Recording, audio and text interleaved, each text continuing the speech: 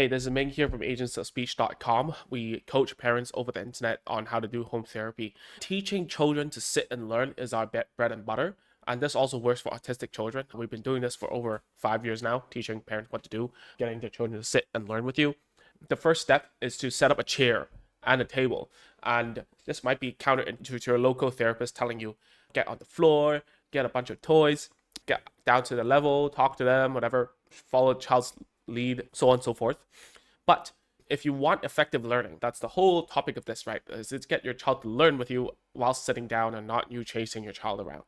The whole premise of this is that you have a place and a time where you can get your child to sit down. So set up a table and a chair, because if you're gonna do like naturalistic floor time or whatever you call it, like language facilitation stuff, it takes a lot of practice to be able to catch the moments, talk to your child, and also be fun at the same time. There's a lot of moving parts when you're doing this kind of therapy.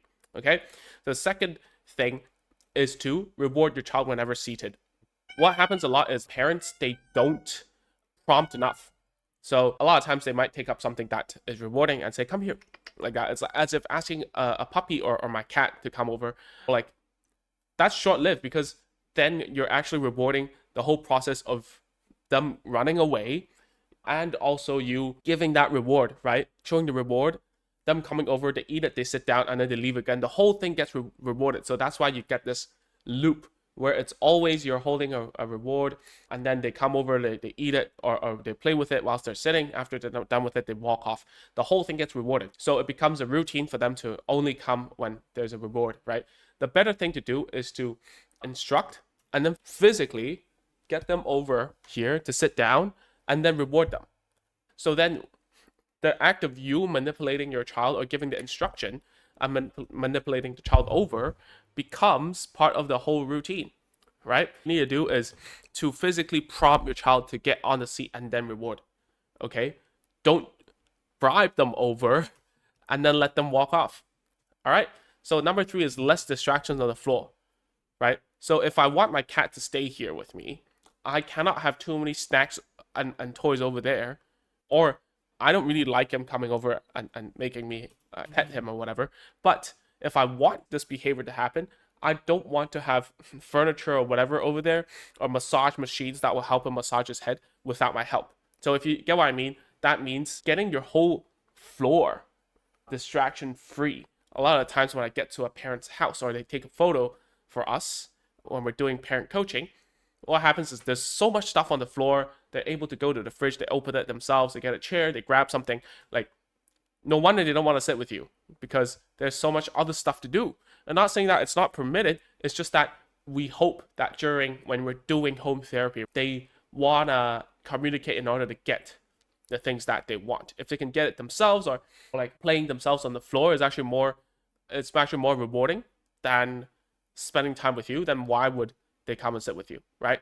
Number 4 is randomize and fade out rewards. A lot of times parents will say, I don't want to use reward systems. It's very robotic, it's very animalistic, it's very behavioral psychology, Pavlovian, whatever you call it.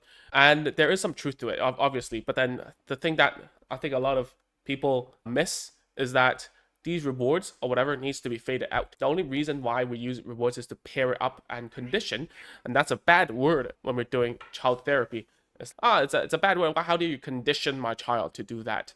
But really what we're doing is to pair up the good rewards with the experience of sitting on a chair with us, interacting with us, ready to learn with us. And the other thing is you need to fade out the rewards, right? You cannot always use that as a way to get your child to do whatever you want.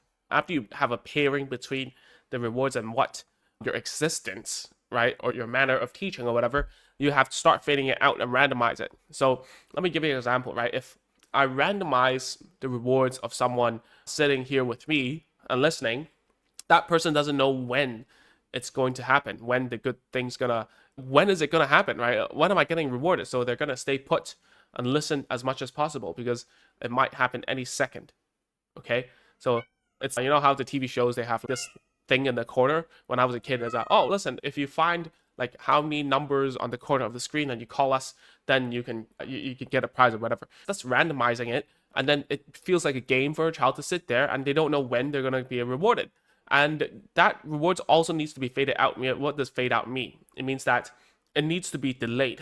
So a lot of times children, they have this very short attention span, and that's because they're instantly gratified with the things that they do, which is okay. Like we're all instantly gratified nowadays with our phones and whatever. But then if you want to have effective learning, you want to be able to get them to sit with you at least 5 minutes. So at least 5 minutes of the time, we're working slowly towards it. That the reward will come later, but then the reward might be bigger, so that they learn that, oh, I just need to wait longer and sit longer, the payout's going to be bigger, and at the same time it's randomized, they don't know when it's going to happen.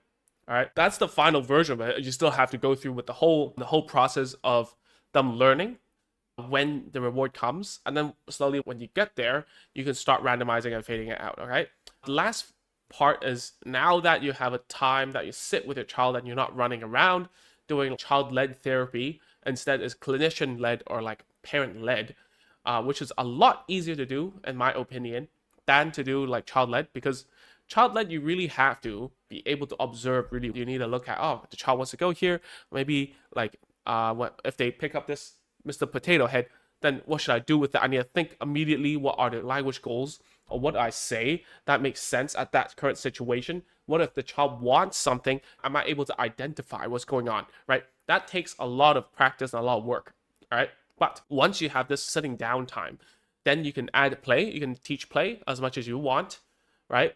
And then you can add other tasks that are worksheets, whatever that parents like to do.